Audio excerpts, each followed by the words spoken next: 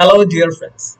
അപ്പൊ നമ്മൾ ഈ വീഡിയോയിൽ ഡിസ്കസ് ചെയ്യാൻ പോകുന്നത് ഇൻകം ടാക്സിലെ റെസിഡൻഷ്യൽ സ്റ്റാറ്റസിനെ പറ്റിയിട്ടാണ്. ഓക്കെ, അപ്പോ എന്താണ് ഈ ചാപ്റ്റർ കൊണ്ട് ഉദ്ദേശിക്കുന്നത് ആദ്യം പറഞ്ഞുതരാം. എന്താണ് റെസിഡൻഷ്യൽ സ്റ്റാറ്റസ് എന്ന് പറയുന്ന ചാപ്റ്ററിന്റെ ഒരു കോൺസെപ്റ്റ് അല്ലെങ്കിൽ ഒരു മീനിങ്, എന്തിനാണെന്ന് പഠിക്കുന്നത്? രണ്ട് ചോദ്യങ്ങളുടെ ഉത്തരമാണ് ഈ ചാപ്റ്റർ നമുക്ക് തരുന്നത്. ഒന്നാമത്തെ ചോദ്യം, ആരാണ് ഇന്ത്യയിൽ ഇൻകം ടാക്സ് അടയ്ക്കേണ്ടത്? ഓക്കെ, ആരാ ഇന്ത്യയിൽ ഇൻകം ടാക്സ് അടയ്ക്കേണ്ടത്? അത് ഒന്നാമത്തെ ചോദ്യം. രണ്ടാമത്തെ ചോദ്യം, നമുക്ക് പല രീതിയിൽ ഇൻകം കിട്ടും, പല സോഴ്സിലുണ്ടാവും. ബിസിനസ് ചെയ്തിട്ടുണ്ടാവും, സാലറി ഉണ്ടാവും, പിന്നെ ബാങ്കിൽ കുറച്ച് എമൗണ്ട് ഡെപ്പോസിറ്റ് ചെയ്തപ്പോൾ അതിന് ഇൻട്രസ്റ്റ് കിട്ടും, FD ഒക്കെ ഇടുമ്പോ. അപ്പൊ അങ്ങനെ പല രീതിയിലും ലാൻഡ് സെയിൽ ചെയ്തിട്ട്, അല്ലെങ്കിൽ ഞാൻ വീട് വാടകയ്ക്ക് കൊടുത്തിട്ട്, അങ്ങനെ പല രീതിയിൽ ഇൻകം കിട്ടും. പിന്നെ പല സ്ഥലത്ത് നിന്ന് കിട്ടും, അതായത് ഇന്ത്യക്ക് പുറത്തുള്ള ഔട്ട്സൈഡ് ഇന്ത്യയിൽ നിന്ന്, അല്ലെങ്കിൽ ദുബായിൽ നിന്ന്, UK നിന്ന്, അങ്ങനെ പല രാജ്യങ്ങളിൽ നിന്നും, പിന്നെ ഇന്ത്യയിൽ നിന്ന് പോലും എനിക്ക് പല പല ഇൻകങ്ങളും കിട്ടും. അപ്പൊ ഏതൊക്കെ ഇൻകത്തിന്മേലാണ് നമ്മള് ഇന്ത്യയിൽ ടാക്സ് അടയ്ക്കേണ്ടത്? അതാണ് രണ്ടാമത്തെ ചോദ്യം. അപ്പൊ പല രീതിയിൽ ഒരാൾക്ക് പല രീതിയിലും ഇൻകങ്ങൾ ഉണ്ടാവും, പല രാജ്യത്തു നിന്നുണ്ടാവും. അപ്പൊ ഏതൊക്കെ ഇൻകത്തുമയാണ് ഇന്ത്യയില് നമ്മൾ എന്ത് ചെയ്യേണ്ടത്? ഇൻകം ടാക്സ് അടയ്ക്കേണ്ടത്. അതാണ് രണ്ടാമത്തെ ചോദ്യത്തിന്റെ ഉത്തരം ഈ ചാപ്റ്റർ നമുക്ക് തരുന്നത്. ഓക്കെ, അപ്പോ ആദ്യത്തെ ക്വസ്റ്റ്യൻ എന്താണ്? ആരാണ് ഇന്ത്യയിൽ ഇൻകം ടാക്സ് അടയ്ക്കേണ്ടത്? ഓക്കെ, ആരാണ് അടയ്ക്കേണ്ടത്? ഇന്ത്യൻ സിറ്റിസൺ ആണോ? ആരാണ് ഇന്ത്യൻ സിറ്റിസൺ? ഇന്ത്യയിലെ ആധാർ കാർഡ് ഉള്ളവർക്ക് എല്ലാവരും എന്താണ്? ഇന്ത്യൻ സിറ്റിസൺ ആണ്, ആധാർ കാർഡ് ഉള്ളവര്. അപ്പോ ഇന്ത്യൻ സിറ്റിസൺ ആണോ ഇന്ത്യയിൽ ഇൻകം ടാക്സ് അടയ്ക്കേണ്ടത്? ആരാണ് ഇന്ത്യയിൽ ഇൻകം ടാക്സ് അടച്ചതെന്നുള്ള ചോദ്യമാണ്. ഇന്ത്യൻ സിറ്റിസൺ ആണോ? Answer is no. Indian citizen അല്ല ഇന്ത്യയിൽ എന്ത് ചെയ്യേണ്ടത്? ഇൻകം ടാക്സ് അടയ്ക്കേണ്ടത്. പിന്നെ ആരാ? യെസ്, നിങ്ങൾക്ക് അറിയാവുന്ന ഒരു കേസാണ് എന്ത്? റെസിഡന്റ് ആയിരിക്കണം. ഇന്ത്യയില് റെസിഡന്റ് ആയിട്ടുള്ള ആൾക്കാരാണ് ഇന്ത്യയിൽ എന്ത് ചെയ്യേണ്ടത്? ഇൻകം ടാക്സ് അടയ്ക്കേണ്ടത്. ഓക്കെ, അപ്പൊ അതിന്റെ അർത്ഥം നോൺ റെസിഡന്റ് ഇന്ത്യയിൽ ഇൻകം ടാക്സ് അടയ്ക്കേണ്ടതാണോ? അല്ല, നോൺ റെസിഡന്റും അടയ്ക്കണം. കൺഫ്യൂഷൻ ആവുന്നുണ്ടോ? ആദ്യത്തെ കേസ് ഞാൻ പറയുന്നു റെസിഡന്റ് അല്ല. ഈ റെസിഡന്റ് എന്ന് പറഞ്ഞാൽ എന്താ? ഇന്ത്യയിൽ സ്ഥിരമായി നിൽക്കുന്നത് ആരോ അവരാണ് റെസിഡന്റ്. ഓക്കെ, ഒരു രാജ്യത്ത് സ്ഥിരമായി നിൽക്കുന്ന ആൾക്കാരെയാണ് ഈ റെസിഡന്റ് എന്ന് പറയാം. അപ്പൊ ഇന്ത്യയില് സ്ഥിരമായിട്ട് നിൽക്കുന്നത് ആരോ അവരാണ് എന്ത്? റെസിഡന്റ്. ഓക്കെ, അപ്പൊ അതിന്റെ അർത്ഥം നോൺ റെസിഡന്റ് ഇന്ത്യയിൽ ഇൻകം ടാക്സ് അടയ്ക്കേണ്ടതാണോ? അതായത് ഇന്ത്യയിൽ സ്ഥിരമായിട്ട് നിൽക്കാത്ത ആൾക്കാര്, ഇന്ത്യയിൽ നിൽക്കാത്ത ആൾക്കാര് ഇൻകം ടാക്സ് അടയ്ക്കേണ്ടതാണോ? അല്ല, നോൺ റെസിഡന്റും ഇന്ത്യയിൽ നിൽക്കാത്തവരും ടാക്സ് അടയ്ക്കണം. പക്ഷെ അതിന് സെർട്ടൻ കേസസ് ഉണ്ട്, ഞാൻ പറഞ്ഞു തരാം. സോ ആദ്യത്തെ കാര്യം, ഈ റെസിഡന്റ് ആയിരിക്കും ഓട്ടോമാറ്റിക്കലി കൂടുതൽ ടാക്സ് അടയ്ക്കേണ്ടത്, കൂടുതൽ ഇൻകത്തിന് ടാക്സ് അടയ്ക്കേണ്ടത് ആരായിരിക്കും? റെസിഡന്റ് ആയിരിക്കും, ഇന്ത്യയിൽ നിൽക്കുന്ന ആൾക്കാരായിരിക്കും. അതിന്റെ റീസൺ എന്തായിരിക്കും? സോ നമുക്ക് എല്ലാവർക്കും അറിയാവുന്ന ഒരു കാര്യമാണ്, ടാക്സ് എന്ന് പറഞ്ഞ ബേർഡൻ ആയിട്ടാണ് എല്ലാവരും ട്രീറ്റ് ചെയ്യുന്നത്, കണക്കാക്കുന്നത്. ഇപ്പൊ പുറം രാജ്യങ്ങളിലൊക്കെ പോകുമ്പോൾ, ഔട്ട്സൈഡ് ഇന്ത്യയിലൊക്കെ പോകുമ്പോൾ, ചില രാജ്യങ്ങളിലൊക്കെ ടാക്സ് റേറ്റ് 40% to 50% വരെ ഉണ്ട്. ഇന്ത്യയിൽ മാത്രമല്ല ഈ ടാക്സ് ഉള്ളത്, ഇന്ത്യയിലേക്കാൾ കൂടുതൽ ടാക്സ് കളക്ട് ചെയ്യുന്ന പല രാജ്യങ്ങളും ഉണ്ട്, അവർ ടാക്സ് അടയ്ക്കുന്നുമുണ്ട്. സോ എന്തിനാണ് ഈ രാജ്യങ്ങൾ ഇങ്ങനെ ടാക്സ് കളക്ട് ചെയ്യുന്നത്? ടാക്സ് ഇത്ര എമൗണ്ടുകളൊക്കെ ഇന്ത്യനേക്കാൾ കൂടുതൽ ടാക്സ് ഉള്ള രാജ്യങ്ങളുണ്ടെന്ന് പറഞ്ഞു. അപ്പൊ ഇവർ എന്തിനാണ് ഈ ടാക്സ് ഒക്കെ കളക്ട് ചെയ്യുന്നുണ്ടാവുക? നമ്മുടെ ഇന്ത്യയുടെ കാര്യം നോക്കുകയാണെന്നുണ്ടെങ്കിൽ, നമ്മൾ ഈ ഗവൺമെന്റ് ഹോസ്പിറ്റലിൽ പോയാല് ട്രീറ്റ്മെന്റ് ഫ്രീ ആയിരിക്കില്ലേ? മെഡിസിൻ ഫ്രീ ആയിരിക്കില്ലേ? യെസ് അല്ലെ? പിന്നെ ഗവൺമെന്റ് ഹോസ്പിറ്റൽ ഉണ്ട്, അപ്പോൾ തന്നെ ഗവൺമെന്റ് സ്കൂൾ ഉണ്ട്. ഓക്കെ, ഗവൺമെന്റ് സ്കൂളിലും പൈസ ഇല്ല, ഗവൺമെന്റ് കോളേജസിലും പൈസ ഇല്ല. ചിലർ പൈസ കൊടുത്ത് പഠിക്കുന്നവരുണ്ട്, അത് വേറെ കാര്യം. ഓക്കെ, ഗവൺമെന്റ് സ്കൂളിലും പൈസ ഇല്ല. അതുപോലെ തന്നെ നമുക്ക് ഡിഫൻസ് ഉണ്ട്, നല്ല സ്ട്രോങ് ആയിട്ടുള്ള ഡിഫൻസ് ഉണ്ട്. ഓക്കെ, ഇതൊക്കെ നടത്തിക്കൊണ്ട് പോകണമെന്നുണ്ടെങ്കിൽ, ഇത് പബ്ലിക്കിന് ഫ്രീ ആണ്, ടോട്ടലി ഫ്രീ ആണ്, പൈസ ചെലവില്ല. സോ ഇതൊക്കെ നടത്തിക്കൊണ്ട് പോകണമെന്നുണ്ടെങ്കിൽ കുറെ കോടികൾ ചെലവുണ്ട്. ഓക്കെ, ഇതൊക്കെ ആർക്കാ കിട്ടുക? ഇന്ത്യൻ സിറ്റിസണിന് മാത്രം കിട്ടുള്ളൂ? അല്ല, ഇന്ത്യയിൽ താമസിക്കുന്ന എല്ലാവർക്കും ഈ ഗവൺമെന്റ് ഹോസ്പിറ്റലിലും സ്കൂളിലും അതുപോലെ ഡിഫൻസിന്റെ സെക്യൂരിറ്റിയും കാര്യങ്ങളും ഒക്കെ കിട്ടുന്നുണ്ട്. അതുകൊണ്ടാണ് റെസിഡന്റ് എന്ത് ചെയ്യണം? ഇൻകം ടാക്സ് അടയ്ക്കണം. ഇന്ത്യൻ സിറ്റിസൺ ആണ് എന്ന് വിചാരിച്ചിട്ട് ഞാൻ റെസിഡന്റ് ആവണമെന്നില്ല. ഓക്കെ, ഞാൻ ഇന്ത്യൻ സിറ്റിസൺ ആണെന്ന് വിചാരിച്ച് ഞാൻ റെസിഡന്റ് ആവണമെന്നില്ല. ഞാൻ ചിലപ്പോൾ ഇന്ത്യൻ സിറ്റിസൺ ആയിരിക്കും, ഞാൻ ചിലപ്പോൾ പുറത്തായിരിക്കും സെറ്റിൽ ചെയ്യുന്നുണ്ടാവുക. ദുബായില് സെറ്റിൽ ചെയ്യുന്ന, UK റെസിഡന്റ് ആയിരിക്കുന്ന കുറെ പേരുണ്ട് അല്ലെ? നമുക്കറിയാവുന്ന ആൾക്കാർ കുറെ പേരുണ്ട്. സോ ഇതാണ് റെസിഡന്റ് ആണ് കൂടുതൽ ടാക്സ് അടയ്ക്കണം എന്ന് പറയുന്നതിന്റെ കാരണം. ഈ ഗവൺമെന്റ് ഹോസ്പിറ്റലും അതുപോലെ തന്നെ ഗവൺമെന്റ് സ്കൂളും ഉണ്ടാവും, ഡിഫൻസ് നമുക്ക് ഇപ്പോ നമുക്കറിയുന്ന ഒരു കേസാണ്. ഇപ്പൊ ഫലസ്തീനിലായാലും പല രാജ്യങ്ങളിലും ഉക്രൈനിലും ഇവിടൊക്കെ യുദ്ധങ്ങൾ നടക്കുന്നുണ്ട്, ഒരുപാട് പേര് കഷ്ടപ്പെട്ടിട്ടുണ്ട്. എന്തുകൊണ്ടാണ് ഇന്ത്യയിൽ ആ അവസ്ഥ ഇല്ലാത്തത്? ഇന്ത്യയിൽ പീസ്ഫുൾ ആയിട്ട് നമുക്ക് ജീവിക്കാൻ പറ്റുന്നത് എന്തുകൊണ്ടാണ്? ഡിഫൻസ് ഉള്ളതുകൊണ്ട്. ഇപ്പൊ നമ്മുടെ പ്രൈം മിനിസ്റ്റർ ആയാലും ബാക്കി എല്ലാവരും നല്ല രീതിയിൽ കോടികൾ മുടക്കിയിട്ട് കുറെ ഡിഫൻസ് മെഷീനറീസ് കുറെ കാര്യങ്ങളും നമ്മൾ ഇന്ത്യയിൽ കൊണ്ടുവന്നിട്ടുണ്ട്. സോ വളരെ സ്ട്രോങ് ആണ് ഇന്ത്യൻ ആർമി എന്ന് പറയുന്നത്.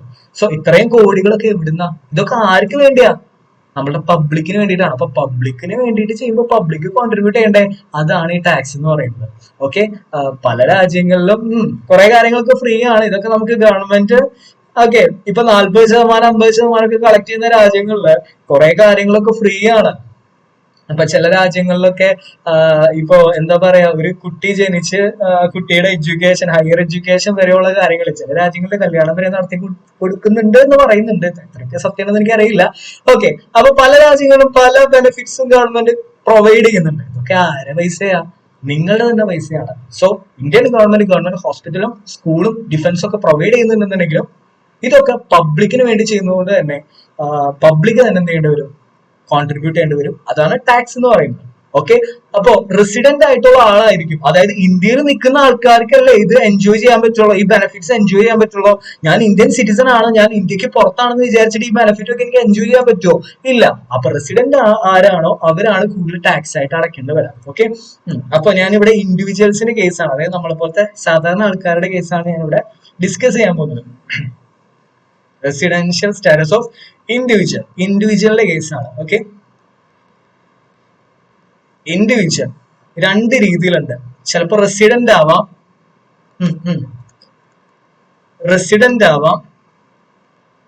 നോൺ റെസിഡന്റ് ആവാം. സോ ഞാൻ പറഞ്ഞതിന്റെ അർത്ഥം റെസിഡന്റ് മാത്രം ഇന്ത്യയിൽ ഇൻകം ടാക്സ് അടച്ചാൽ മതി എന്നല്ല. നോൺ റെസിഡന്റും, അതായത് ഇന്ത്യയിൽ താമസിക്കാത്ത ആൾക്കാരും എന്ത് ചെയ്യേണ്ടി വരും? ഇന്ത്യയിൽ ഇൻകം ടാക്സ് അടയ്ക്കേണ്ടി വരും. അപ്പൊ ഏതൊക്കെ, അടുത്ത ചോദ്യമാണ് ഞാൻ പറയാൻ പോകുന്നത്, ഏതൊക്കെ ഇൻകത്തിന്റെ മേലെ ആരൊക്കെയാണ് ടാക്സ് അടയ്ക്കാൻ പോകുന്നത്? ഓക്കെ, ഏതൊക്കെ ഇൻകത്തിന്റെ മേലെ ആരൊക്കെയാണ് ടാക്സ് അടയ്ക്കാൻ പോകുന്നത്? ഇത് പഠിക്കുന്നതോടുകൂടി നമ്മൾ ഏകദേശം scope of total income computation എക്സാമിന് ചോദിക്കാറുണ്ട്, അത് ആൻസർ ചെയ്യേണ്ട ഏകദേശം രൂപമാവും. ഓക്കെ, സോ ശ്രദ്ധിക്കാം. ഓക്കെ, നമ്മുടെ ചോദ്യം ഇതാണ്, ഏതൊക്കെ ഇൻകത്തിന്റെ മേലെ ആരൊക്കെയാണ് ടാക്സ് അടയ്ക്കേണ്ടത്? അപ്പൊ റെസിഡന്റ് ഉണ്ട്, നോൺ റെസിഡന്റ് ഉണ്ട്. റെസിഡന്റ് എന്ന് പറഞ്ഞാൽ ഇന്ത്യയിൽ സ്ഥിരമായി നിൽക്കുന്ന ആൾക്കാരെയാണ് ഈ റെസിഡന്റ് എന്ന് പറയാം. നോൺ റെസിഡന്റ് എന്ന് പറഞ്ഞാലോ ഇന്ത്യയിൽ നിൽക്കാത്ത ആൾക്കാര്. ഓക്കെ, അപ്പൊ ഈ റെസിഡന്റ് തന്നെ രണ്ട് രീതിയിലുണ്ട്. ROR എന്ന് പറയും, അതായത് റെസിഡന്റ് ആൻഡ് ഓർഡിനറി റെസിഡന്റ്. എന്താ? Resident and ordinary resident. പിന്നെ RBNOR ഉണ്ട്. RBNOR അർത്ഥം resident but not ordinary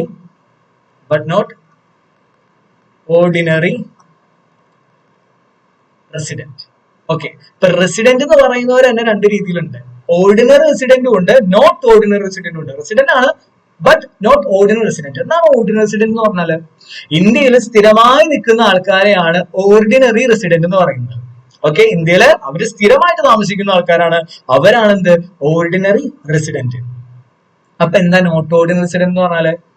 resident but not ordinary resident. ഇവര് റെസിഡന്റ് ആണ്, പക്ഷെ അവർ സ്ഥിരമായി നിൽക്കുന്ന ആൾക്കാരല്ല, വല്ലപ്പോഴും വന്നു പോകുന്ന ആൾക്കാരാണ്.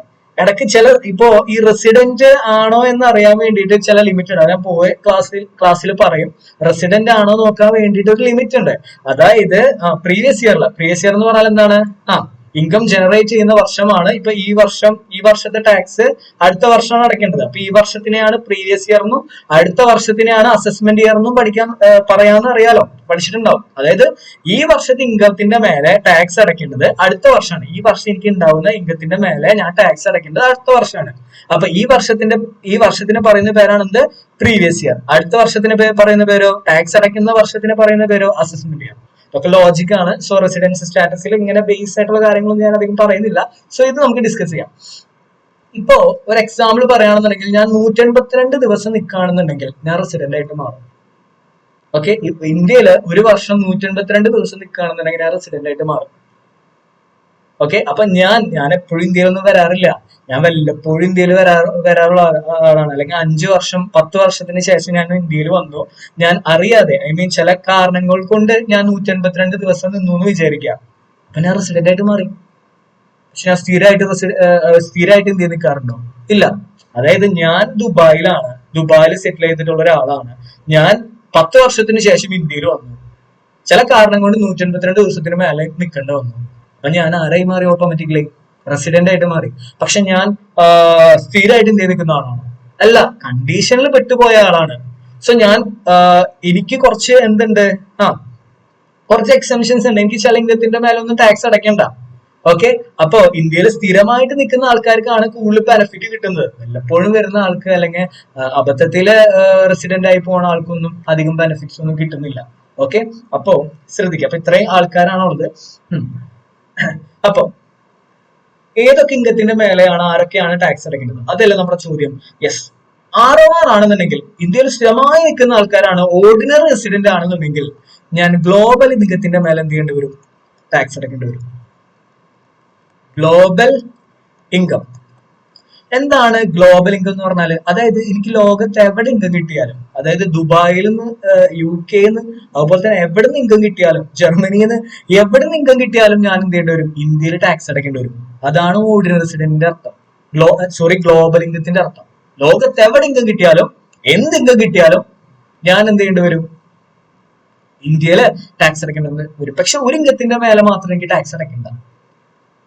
അതെന്തായിരിക്കും? ഒരു ഇംഗത്തിന്റെ ഗ്ലോബൽ ഇൻകം എക്സ്ക്ലൂഡ്, ഒരു ഇംഗത്തിന്റെ മേലെ മാത്രം എനിക്ക് ടാക്സ് അടയ്ക്കണ്ട. ഒരു ഇംഗത്തിന്റെ മേലെ ഒരാളും ടാക്സ് അടയ്ക്കണ്ട. എന്താണെന്ന് അറിയോ? Indian agriculture income. Indian agriculture income. Automatically agriculture activity promote ചെയ്യാൻ വേണ്ടിയായിരിക്കും, അല്ലെ? ഇന്ത്യൻ അഗ്രികൾച്ചർ ഇൻകത്തിന്റെ മേലെ ഒരാളും ഒരിക്കലും ടാക്സ് അടയ്ക്കണ്ട. അതായത് ഞാൻ ഇവിടെ കൾട്ടിവേഷൻ എന്തെങ്കിലുമൊക്കെ നടത്തുന്നുണ്ട്, അഗ്രികൾച്ചർ ആക്ടിവിറ്റി ഇന്ത്യയിൽ നടത്തുന്നുണ്ട്, അതിൽ നിന്ന് എന്ത് ഇൻകം കിട്ടിയാലും ഞാൻ എന്ത് ചെയ്യണ്ട? ഇന്ത്യയിൽ ടാക്സ് അടയ്ക്കണ്ട. അപ്പൊ ഞാൻ ഒരു കാര്യം ചോദിക്കട്ടെ. എനിക്ക് ഒരു പൊട്ടാറ്റോ കൃഷി ഉണ്ട് യു എസ് എയില് എനിക്കൊരു പൊട്ടാറ്റോ കൃഷി ഉണ്ട്. അതൊരു അഗ്രികൾച്ചർ അല്ലേ? അഗ്രികൾച്ചർ ആക്ടിവിറ്റി അല്ലേ? അതിൽ നിന്ന് ഇൻകം കിട്ടിയാല് ഓർഡിനറി റെസിഡന്റ് ഇന്ത്യയിൽ ടാക്സ് അടയ്ക്കണം. ശ്രദ്ധിക്കുക. യു.എസ്.എയില് എനിക്കൊരു പൊട്ടാറ്റോ കൃഷി ഉണ്ട്. അതിൽ നിന്ന്, ആ കൃഷിയിൽ നിന്ന് എനിക്ക് ഇൻകം കിട്ടി. ഞാൻ ആരാണ്? ഓർഡിനറി റെസിഡന്റ് ആണ്. ഓക്കെ. ഞാൻ അവിടെ പോകണമെന്നില്ല, എനിക്ക് അവിടെ ആളെ ഏൽപ്പിക്കാൻ പറ്റും. ഓക്കെ. അപ്പൊ എനിക്ക് ഈ യു.എസ്.എയിലെ പൊട്ടാറ്റോ കൃഷിയിൽ നിന്ന് അഗ്രികൾച്ചർ ഇൻകം കിട്ടുകയാണെന്നുണ്ടെങ്കിൽ ഞാൻ ഇന്ത്യയില് ഇൻകം ടാക്സ് അടയ്ക്കണോ? The answer is yes.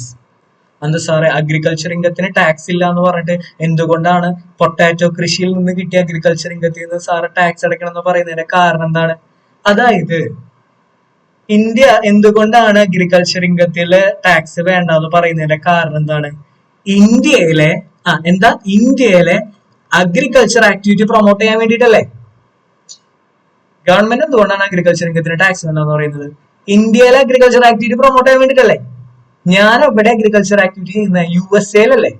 അത് ഇന്ത്യൻ അഗ്രികൾച്ചർ ഇൻകം ആണോ? അല്ല. ഇന്ത്യയില് അഗ്രികൾച്ചർ ആക്ടിവിറ്റി ചെയ്തിട്ട് കിട്ടിയ ഇൻകം ആണോ? അല്ല. സോ എനിക്ക് അഗ്രികൾച്ചർ ഇൻകം കിട്ടുന്നത് ഔട്ട്സൈഡ് ഇന്ത്യ ആണെന്നുണ്ടെങ്കിൽ it will be taxable in India. Arc?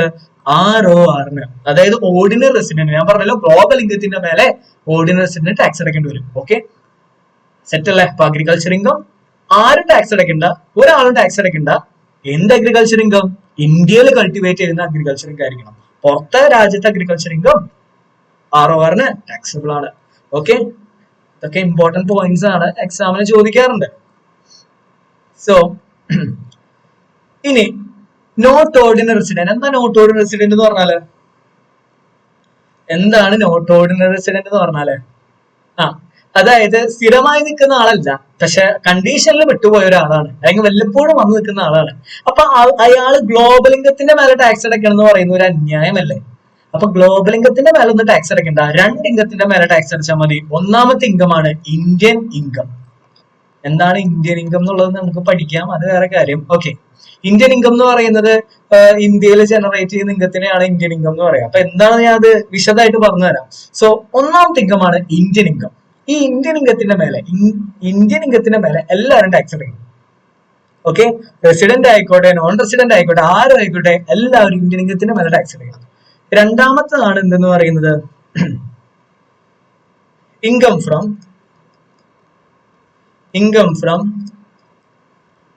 Business or profession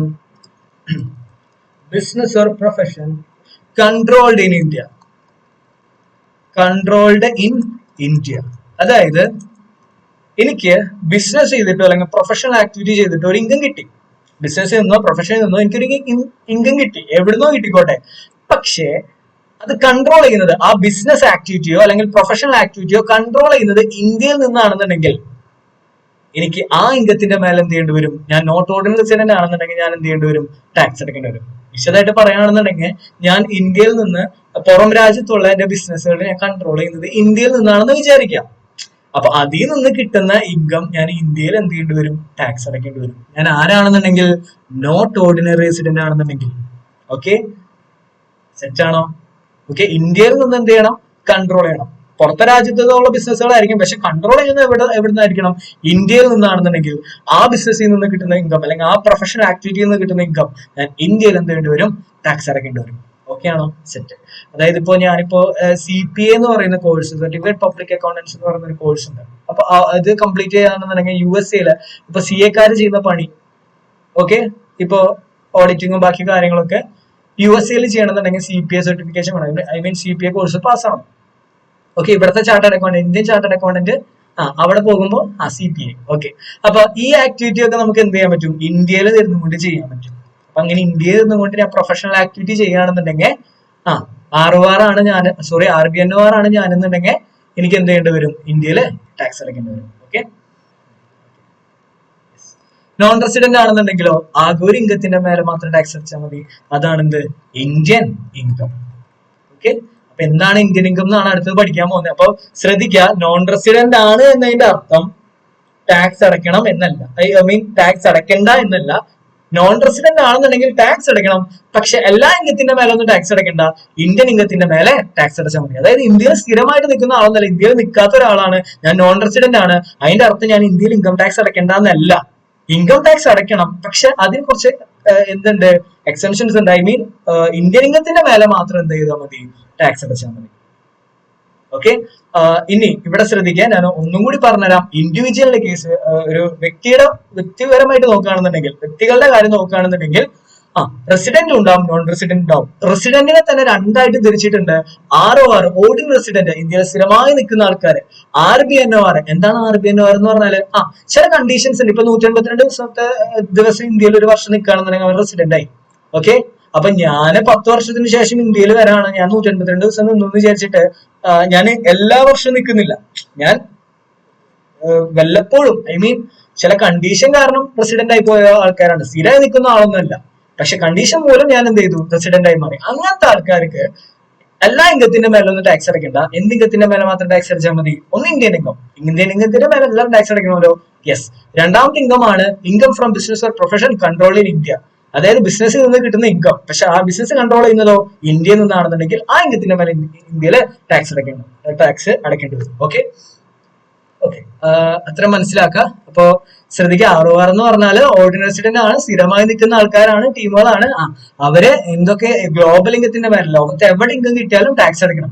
പിന്നെ നമ്മൾ പഠിച്ചൊരു കാര്യമാണ്, ഇന്ത്യൻ അഗ്രികൾച്ചർ ഇൻകത്തിന്റെ മേലെ RBNOR ആയാലും ശരി, ROR ആയാലും ശരി, NR ആയാലും ശരി, ആരും ടാക്സ് അടയ്ക്കേണ്ട ആവശ്യമില്ല. സോ ഇന്ത്യൻ അഗ്രികൾച്ചർ ഇൻകം ആയിരിക്കണം. അതായത് അഗ്രികൾച്ചർ ആക്ടിവിറ്റി ചെയ്യുന്നത് ഇന്ത്യയിലായിരിക്കണം, പുറത്താവരുത്. ഓക്കെ, ഇത്രയും കാര്യങ്ങളുള്ളൂ, ജസ്റ്റ് മനസ്സിലാക്കുക. ഓക്കെ, ഇനി നമുക്ക് എല്ലാവർക്കും ഉള്ള ഒരു സംശയമാണ്, എന്താണ് ഇന്ത്യൻ ഇൻകം? ഓക്കെ, ശ്രദ്ധിക്കുക, എന്താണ് Indian income?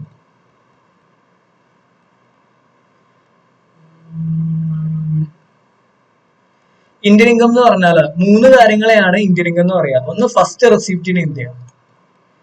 First receipt in India ആണെന്നുണ്ടെങ്കിൽ ഇന്ത്യൻ ഇൻകം ആണ്. എന്താണ് ഫസ്റ്റ് റെസിപ്റ്റ് ഇൻ ഇന്ത്യ?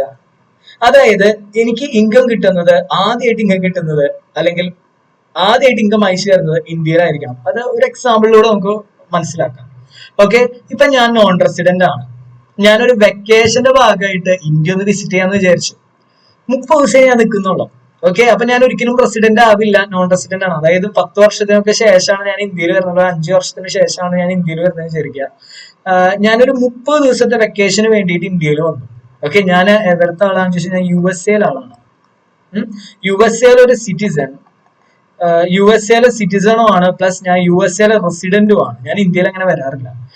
ഈ USA ഒരു പ്രത്യേകത ഉണ്ടല്ലോ, വെക്കേഷന് രാജ്യങ്ങൾ എന്ത് ചെയ്യുന്നു, സന്ദർശിക്കും. ഇവിടെ ഉണ്ട്, അത് വേറെ കാര്യം. ഓക്കെ, അപ്പൊ ഞാൻ എന്ത് ചെയ്യുന്നു, ഈ വർഷം ഒരു വെക്കേഷന്റെ ഭാഗമായിട്ട് ഇന്ത്യയിൽ വന്നു.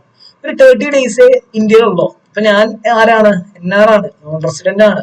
ഓക്കെ, റെസിഡന്റ് ആണോ നോൺ റെസിഡന്റ് ആണോ എന്ന് അറിയാൻ വേണ്ടിയിട്ടുള്ള കണ്ടീഷൻസ് ഉണ്ട്, അത് നമുക്ക് പിന്നെ പഠിക്കാം. ഇപ്പൊ മനസ്സിലാക്കാം, ഞാൻ നോൺ റെസിഡന്റ് ആണെന്ന് വിചാരിക്കാം. അപ്പോ എന്റെ ഇവിടുത്തെ എംപ്ലോയർ ഉണ്ടല്ലോ, എന്റെ മുതലാളി, എംപ്ലോയർ പറയാണ്, നിനക്ക് കുറച്ച് സാലറി തരാനില്ലേ, അത് ഞാൻ തരട്ടെ എന്ന് ചോദിക്കുകയാണ്. അപ്പോ ഇതാണ് ഞാനെന്ന് വിചാരിക്കുക. ഓക്കെ, ഇതാണ് ഞാൻ. അപ്പൊ ഞാൻ എംപ്ലോയറിനോട് പറയാണ്, ഞാനിപ്പോ ഇന്ത്യയിലാണ്, ഒരു വെക്കേഷന് വേണ്ടി വന്നിട്ടുള്ളതാണ്. എന്റെ സാലറി, എനിക്ക് ഇവിടെ ഇന്ത്യയിൽ കുറച്ച് എക്സ്പെൻസ് ഉണ്ട്, എന്റെ സാലറി നിങ്ങൾ എന്ത് ചെയ്തു, ഇന്ത്യയിൽ എന്റെ ഒരു അക്കൗണ്ട് ഞാൻ എടുത്തിട്ടുണ്ട്, ആ അക്കൗണ്ടിലേക്ക് അയച്ചു എന്ന് പറയാണ്. ഓക്കെ, ഞാൻ എവിടെയുള്ള ആളാണ്, USA സിറ്റിസൺ ആണ്, USA റെസിഡന്റ് ആണ്. വെക്കേഷന് വേണ്ടിയിട്ട് വന്നിട്ടുള്ളതാണ് ഇന്ത്യയിൽ, അത് 30 ദിവസമുള്ള ഞാൻ നോൺ റെസിഡന്റ് ആണ്. അപ്പൊ ഞാൻ എംപ്ലോയർ അവിടെ ജോലി ചെയ്ത, USA വർക്ക് ചെയ്ത കുറച്ച് സാലറി ഉണ്ട്. അപ്പൊ ഈ സാലറി ജനറേറ്റ് ചെയ്ത എവിടുന്നാണ്, USA എന്നാണ്. അതായത് USA പണിയെടുത്തപ്പോ കിട്ടിയതല്ലേ ഈ സാലറി. അപ്പൊ ആ സാലറി പെൻഡിങ് ഉണ്ട്, അത് തരട്ടേന്ന് ചോദിച്ചപ്പോ ഞാൻ എന്താ പറഞ്ഞത്, നിങ്ങളൊരു കാര്യം ചെയ്തോ, ഇന്ത്യയിലെ ബാങ്ക് അക്കൗണ്ടിലേക്ക് അയച്ചു എന്ന് പറയണം. അപ്പൊ ഈ സാലറി നേരെ എന്ത് ചെയ്തു, ഇന്ത്യയിലെ ഒരു ബാങ്ക്, ഒരു SBI കിടക്കാന്ന് വിചാരിക്കുക ഈ എമൗണ്ട്. ഓക്കെ, അപ്പൊ ഈ എമൗണ്ടിന്റെ മേലെ നോൺ റെസിഡന്റ് ആയിട്ടുള്ള ഞാൻ ടാക്സ് അടയ്ക്കണം. The answer is yes. കാരണം എന്താ, ഫസ്റ്റ് റെസിപ്റ്റ് ഇൻ ഇന്ത്യ. എന്താ, ഇപ്പൊ ഈ സാലറി എവിടെ വെച്ച് പണിയെടുത്തപ്പോഴാണ് ഈ സാലറി അക്രൂ ചെയ്തത്, അതായത് ജനറേറ്റ് ചെയ്തത്, USA പണിയെടുത്തപ്പോ. എംപ്ലോയർ ആയ USA. ഞാൻ എവിടെയാ താമസിക്കുന്നത്, ഞാൻ എവിടുത്തെ റെസിഡന്റ്, USA. എല്ലാം USA. പക്ഷെ ഞാൻ നോൺ റെസിഡന്റ് ആണ്, ഇന്ത്യയില് വെക്കേഷന് വേണ്ടി വന്നിട്ടാണ്. പക്ഷെ എന്റെ ഒരു ഇൻകം ഉണ്ടല്ലോ, USA ഒരു ഇൻകം ഉണ്ടല്ലോ, സാലറി എന്ന് പറയുന്ന ഒരു ഇൻകം.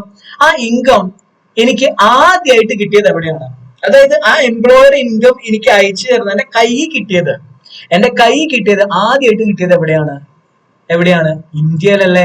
ഇന്ത്യ വെച്ചിട്ടല്ലേ എന്റെ കയ്യിലേക്ക് കിട്ടിയത്. സോ അത് ഇന്ത്യൻ ഇൻകം ആണ്, ഫസ്റ്റ് റെസിപ്റ്റ് ഇൻ ഇന്ത്യ ആണ്. അതെന്താ സാർ എങ്ങനെയൊക്കെ, ഇന്ത്യയാണ്, ഇവിടെ ഇങ്ങനെയാണ്. ഓക്കെ, അത് മനസ്സിലാക്കുക. അതായത് ഈ ഞാൻ നോൺ റെസിഡന്റ് ആണ്, പക്ഷെ ഞാൻ ടാക്സ് അടയ്ക്കണം, കാരണം ഇത് ഇന്ത്യൻ ഇൻകം ആണ്.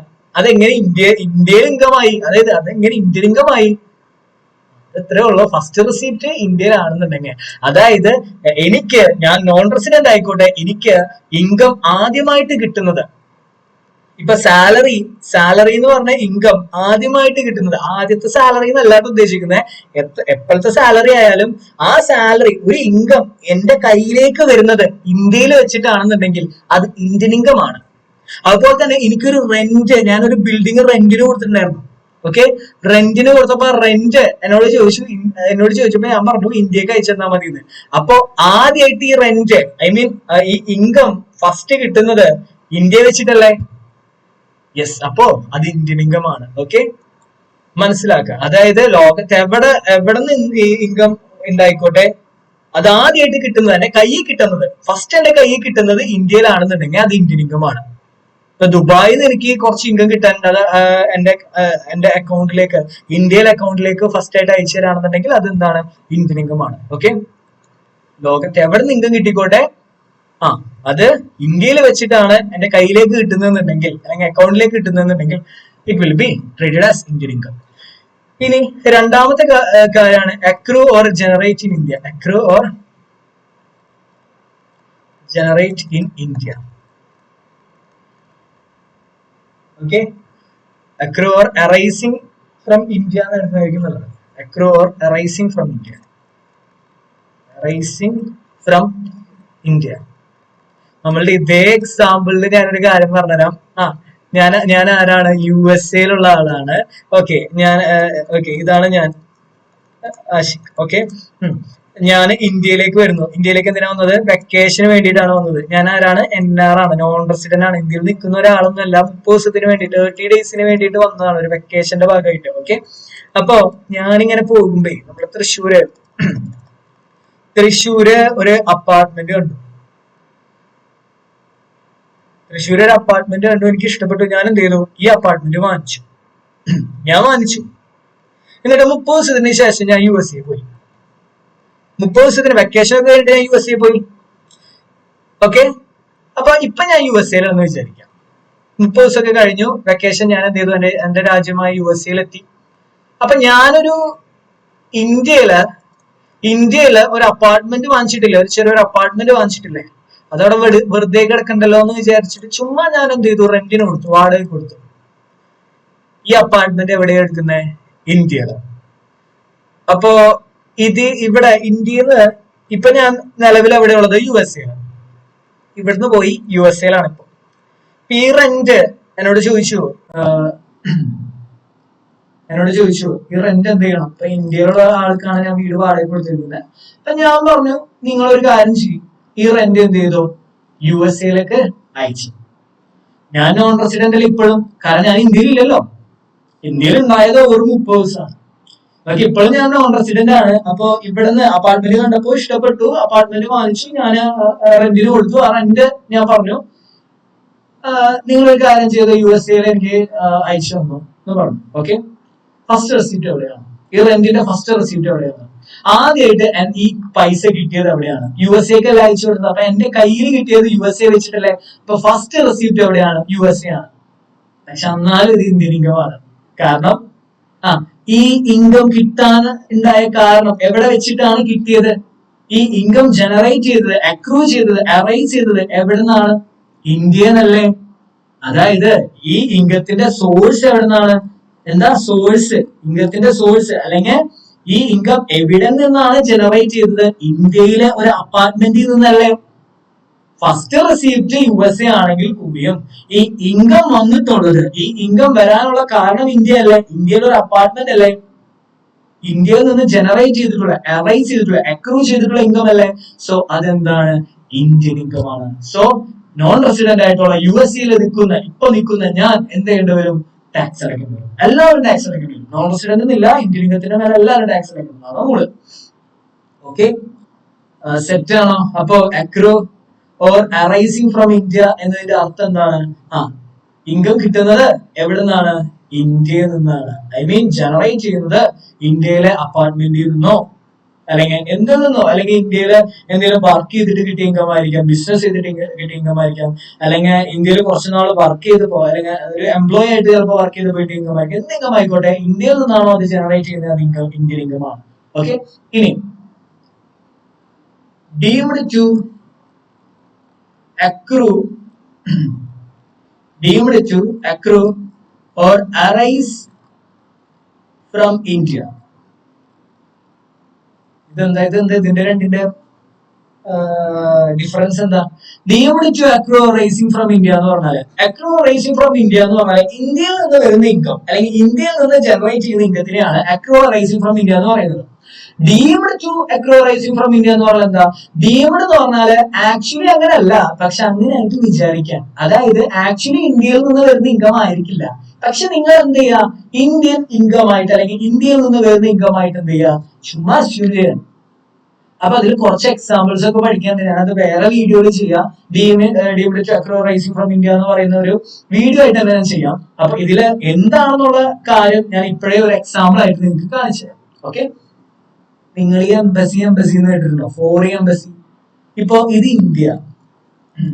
ഓക്കെ, ഇതൊരു ദുബായ് അല്ലെങ്കിൽ USA കിടക്കുന്നത്. ഇപ്പോഴും USA കിടക്കുന്നത്. അപ്പോ ഈ ഒരു ഇന്ത്യൻ സിറ്റിസൺ ആയിട്ടുള്ള ഒരു ഞാൻ, അല്ലാന്നുണ്ടെങ്കിൽ ഓക്കെ ഇന്ത്യൻ സിറ്റിസൺ ആയിട്ടുള്ള ഞാൻ ഇവിടെ ഇന്ത്യൻ എംബസിയിൽ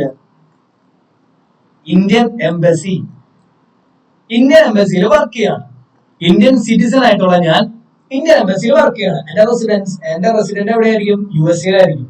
അപ്പൊ ഞാൻ നോൺ റെസിഡന്റ് അല്ലേ. അതായത് ഇതാണ് ഞാൻ, ഓക്കെ, ഞാൻ ആരാണ്? ഇന്ത്യൻ സിറ്റിസൺ ആണ്. ഇന്ത്യൻ സിറ്റിസൺ ആണ്. അപ്പോ ഞാൻ ഓട്ടോമാറ്റിക്കലി നോൺ റെസിഡന്റ് ആയിരിക്കും. ഇന്ത്യൻ എംബസിയിൽ, USA ഇന്ത്യൻ എംബസിയിൽ വർക്ക് ചെയ്യുമ്പോൾ ഞാൻ എവിടെ നിൽക്കുന്നത്? ഇന്ത്യയിലാണോ? അല്ലല്ലോ, USA അപ്പൊ ഞാൻ ഓട്ടോമാറ്റിക്കലി നോൺ റെസിഡന്റ് ആയിരിക്കും. പക്ഷെ ഞാൻ എന്റെ എന്റെ എംപ്ലോയർ ആരാ? ഗവൺമെന്റ് ആണ്. ഞാനപ്പോ ഗവൺമെന്റ് എംപ്ലോയി ആയിട്ട് മാറും അല്ലെ? കാരണം ഇന്ത്യൻ എംബസിയിൽ വർക്ക് ചെയ്യുന്ന ആള് ഗവൺമെന്റ് എംപ്ലോയി ആണ്. ഓക്കെ, സോ എനിക്ക് ആരാ സാലറി തരുന്നത്? ഇന്ത്യൻ ഗവൺമെന്റ് അല്ലേ സാലറി തരുന്നത്. സാലറി എനിക്ക് ആദ്യമായിട്ട് കിട്ടുന്നത് എവിടെയാ? ഫസ്റ്റ് റെസിപ്റ്റ് എവിടെയാ? സാലറി എന്റെ കയ്യിലാ. ഞാൻ എവിടെയാണുള്ളത്? USA ഇന്ത്യൻ എംബസിയിലാണ് വർക്ക് ചെയ്യുന്നത്. ഫസ്റ്റ് റെസിപ്റ്റ് ഓഫ് സാലറി എവിടെയായിരിക്കും? USA തന്നെ ആയിരിക്കും അല്ലെ? ആൻഡ് ഇൻകം ജനറേറ്റ് ചെയ്യുന്നത് എവിടുന്നാ? ഒന്ന് നന്നായി ശ്രദ്ധിച്ചേ. കാരണം ഞാൻ ഇന്ത്യയിൽ ഉള്ള, ഇന്ത്യയിൽ ഞാൻ താമസിക്കുന്നില്ല. പക്ഷെ ഞാൻ ഇന്ത്യയിലെ ഗവൺമെന്റിന്റെ കീഴിലാണ് വർക്ക് ചെയ്യുന്നത്. ഇവിടെ ഇന്ത്യൻ എംബസിയിലാണ് വർക്ക് ചെയ്യുന്നത്. അതും USA ഞാൻ നോൺ റെസിഡന്റ് ആണ്. കാരണം USA ഞാൻ നിൽക്കുന്നത് അല്ലെ? അപ്പൊ ഇന്ത്യൻ ഗവൺമെന്റ് എനിക്ക് സാലറി എന്ന് പറയുന്ന സാധനം ഇന്ത്യൻ ഗവൺമെന്റ് ആണ് തരുന്നത് അല്ലെ? എന്റെ സാലറി തരുന്നത് ആരാ? ഇന്ത്യൻ ഗവൺമെന്റ് ആണ്. ഓക്കെ, അപ്പൊ സാലറി ആദ്യമായിട്ട് കിട്ടുന്നത് എവിടെയായിരിക്കും? ഞാൻ ഇപ്പൊ USA അല്ലെ? അപ്പൊ USA എനിക്ക് ആദ്യമായിട്ട് കിട്ടുന്നുണ്ടാവുക. അപ്പൊ ഫസ്റ്റ് റെസിപ്റ്റ് എവിടെയാണ്? ഫസ്റ്റ് റെസിപ്റ്റ് USA ആണ് അല്ലെ? ഫസ്റ്റ് റെസിപ്റ്റ് എന്ന് പറയുന്നത് എവിടെയാണ്? USA ആണ്. അക്രൂ ചെയ്യുന്ന എവിടുന്ന? ഞാൻ എവിടെ വെച്ചിട്ടാ പണിയെടുത്തേ? ഇന്ത്യയിൽ പോയിട്ടാണോ ഞാൻ വർക്ക് ചെയ്തത്? ഞാൻ വർക്ക് ചെയ്യുന്നത് എവിടുന്നാണ്? USA എന്നാണ് അല്ലെ? ഞാൻ വർക്ക് ചെയ്യുന്നത് എവിടെയാണ്? USA എന്നാണ്. അപ്പൊ USA നിന്നുകൊണ്ട് വർക്ക് ചെയ്തുകൊണ്ട്, USA നിന്നിട്ട് വർക്ക് ചെയ്തിട്ടല്ലേ എനിക്ക് എന്ത് കിട്ടിയത്? ഈ സാലറി കിട്ടിയത്. ജനറേറ്റ് ചെയ്ത്, ഇൻകം ജനറേറ്റ് ചെയ്തത്, വർക്ക് ചെയ്ത് എവിടുന്നാണ്? USA നിന്നല്ലേ? അപ്പോ ആക്ച്വലി ജനറേറ്റ് ചെയ്യുന്നുണ്ടാവുക ഒരു കണക്കിന് നോക്കുകയാണെന്നുണ്ടെങ്കിൽ USA നിന്നല്ലേ? പക്ഷെ ഈ കേസിൽ പറയാണ് deemed to accrue or arising in India. അതായത് നിങ്ങൾ പണിയെടുത്തത് USA എന്നാണ്, നിങ്ങളുടെ സാലറി ആദ്യമായിട്ട് കിട്ടിയത് USA തന്നെ ആയിരിക്കും. പക്ഷെ എന്നാൽ കൂടിയും ഇത് ഇന്ത്യൻ ഗവൺമെന്റിന് വേണ്ടിയിട്ടാണ് നിങ്ങൾ വർക്ക് ചെയ്തിട്ടുള്ളത്, ഇന്ത്യക്ക് വേണ്ടിയിട്ടാണ് വർക്ക് ചെയ്തിട്ടുള്ളത്. സാലറി തരുന്നത് ഞങ്ങളല്ലേ? അപ്പൊ ഇന്ത്യക്ക് വേണ്ടിയിട്ടാണ് വർക്ക് ചെയ്യുന്നത്. നിങ്ങൾ എന്ത് ചെയ്തോളൂ? ആക്ച്വലി ഈ ഇൻകം അറൈസ് ചെയ്യുന്നത് USA എന്നാണെന്നുണ്ടെങ്കിലും, ആക്ച്വലി ഇൻകം ജനറേറ്റ് ചെയ്യുന്നത്, അറൈസ് ചെയ്യുന്നത് USA നിന്നാണെന്നുണ്ടെങ്കിലും, USA നിന്നല്ല പണിയെടുത്തത്.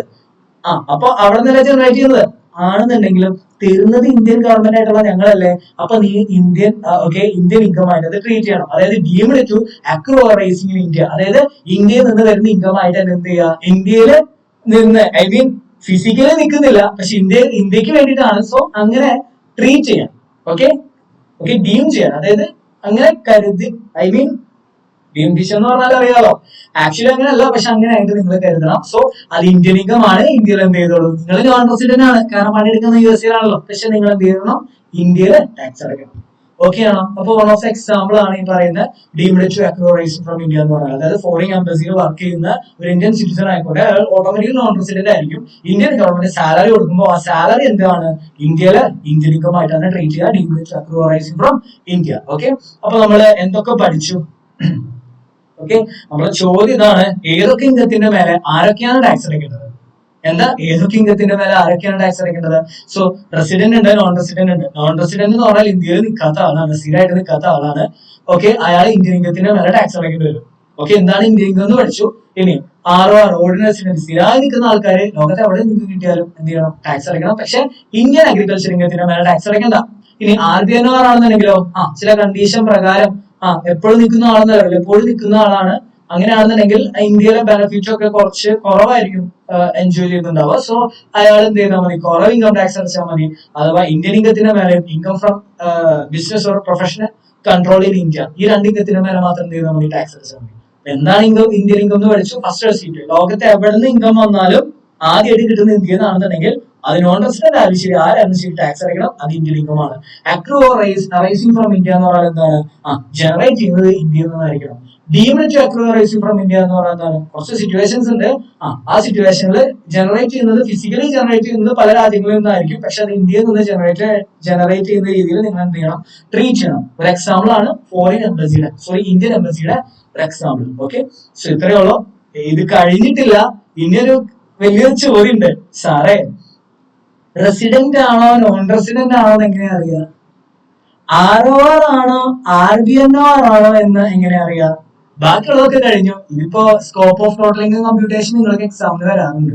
സോ ആ ക്വസ്റ്റ്യൻ ചെയ്യാൻ നിങ്ങൾക്ക് ഇത്ര അറിഞ്ഞാൽ മതി.